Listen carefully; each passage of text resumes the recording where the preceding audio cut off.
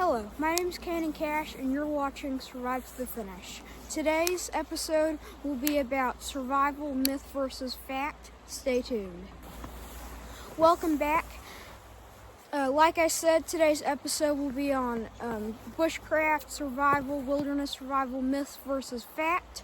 I'm going to do multiple of these, but today's episode will be mainly focused on winter. Obviously, winter myths, common myths, because obviously it's not 80 degrees in Miami here today.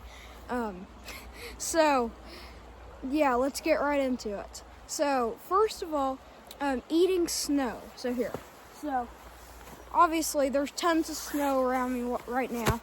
We have about 4 inches, 3.5 inches. But, you can't really eat. I mean, you can, but you mainly want to try to. Well, first of all, it's going to lower your body temperature. So that's obviously not good. If you're out in the woods stuck, and you're obviously trying to keep warm and not lower your body temperature even more.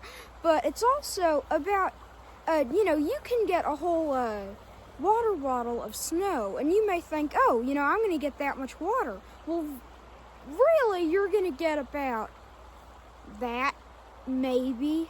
I mean, yeah. So, because snow is obviously made of mainly, water and air. So, all that air evaporates, and it's not, you can't really drink air, So, you kind of have to think about that. So, moving on, we have, this one's not so much winter, it's just one that I thought we should talk about, is, people all the time say, like, oh, you can just rub 2 sticks together and, get a spark, and a flame. And obviously, that is true to a certain extent. I mean, obviously, people practice friction fire all the time. Bow drills, pump drills, however you want to do it. But it's not as simple, people think, oh, I can go out the woods, chop, a stick off a tree and rub it and boom. It's, it has to be dry. I probably, in my experience, I couldn't go out right now in the snow, wet wood and make, friction fire, make a bow drill.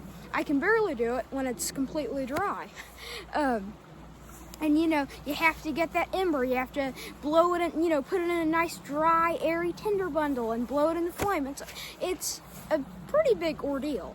And especially if your hands are cold. I mean, I have gloves over there. But, if you don't have gloves, you don't have very good dexterity in your hands, because your brain, it automatically wants to send heat to, your core, where all your important organs, and vitals and everything. So things like your hands and your feet, they're going to get colder quicker because the brain doesn't think that's as important as keeping all this warm.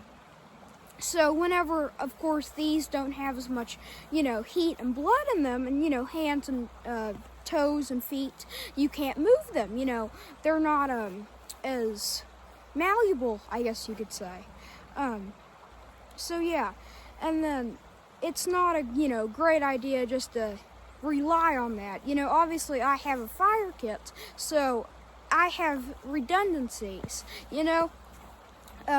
My first option might be a Bic lighter. If that doesn't work for whatever reason, I may use stormproof matches or a ferro rod. I'm not going to rely on friction fire, basically, is what I'm trying to say. So, my list fell of things, so let me get that really quick and we'll be right back. Okay, welcome back. So, next up, I want to talk about sweating. So, if I'm lost in the woods and I want to build a shelter, let's say, and I don't have, even if I do have a tent, that's still going to take energy. I'm up moving around, I'm picking stuff up, I'm doing stuff, so I'm going to obviously get warmer. And you don't want to sweat. That's a big thing. So, I have on 3 layers, 2 layers of pants, 2 pairs of socks. I am bundled up, okay? I'm probably going to want to shed maybe, you know, I have a really thin jacket here. So I'm gonna probably take that off and put this coat back on, you know, just to kind of try to get some more airflow going and cool down. And I may take off my hat because, you know, your head contains a lot of heat. So that's why you feel so much. Like, I just took off my hat and I feel significantly colder because you're losing all that heat from your head. So that's a big thing, is try not to sweat, because if you sweat, and especially if you're wearing cotton base layers, like a cotton t-shirt, cotton long johns, or thermals, they soak in moisture very quickly, and that, you know, that keeps that cold fabric on your skin. So that's not a good idea to sweat. Snowplow. Next thing is, I don't know if you can, I'm gonna wait till that goes by.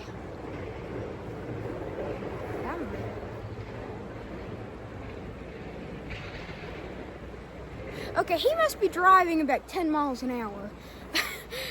Anyway, hopefully you can hear me. Next thing is, I've heard one of my friends say, you don't need water in a cold winter weather, you know, out in the woods. And that couldn't be less true. Hydration is probably no matter what. If you are in 100-degree weather or you are in 20-degree weather, it's obviously not going to be it's probably going to be, you know, your second priority. First is probably going to be shelter in cold weather. But like I said with snow, I mean, obviously I have water all around me and again don't eat snow, but it's still something, especially layered up, you're getting hot like I was talking about earlier, and you need water. It's something, they say, you know, the rule of threes: 3 minutes without air, 3 hours in harsh conditions, 3 days without water, 3 weeks without food, and I think that's it. But again, you know, 3 days without water, if you are a camel and you drank gallons and gallons of water before you started that 3 days, obviously, you know, you're probably going to make it. But if you're just an average person, you know, and you drink, let's say, 3 bottles, you know, Kroger bottles of water a day, you're probably not going to last 3 days without water. So that, like, I mean, I'm by a creek, you know, against snow, but you need water. That is, I don't know why people would think that, but they do. So next thing, again, not so much with winter, but I had, and my grandmother actually said this, because I wanted a freeze dryer to freeze dry meals, and obviously, I mean, I don't need it. It was just something I said. I'm not that much of a hiker and backpacker, but she said, well, the backpacker food and stuff tastes disgusting. And I agreed, you know, because like the Mountain House stuff, I mean, if you've tasted some of the Mountain House meals, they are anything but good. But like the freeze-dried ice cream sandwiches, I like. But like, people that dehydrate their food, you know, I mean, there's some it's basically taking, like, let's say your favorite food, I don't know, was spaghetti. I don't know.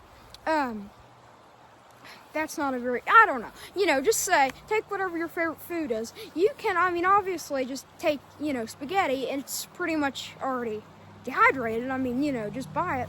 And then the sauce, you can spread that out on your dehydrator tray and then dehydrate it, and, you know, it becomes very brittle, but, you know, you take all that water out of it. But then if you, you know, boil some water, you know, in your fire, and then you just put that stuff back in it, stir it up, it becomes what it was before all the water was taken out.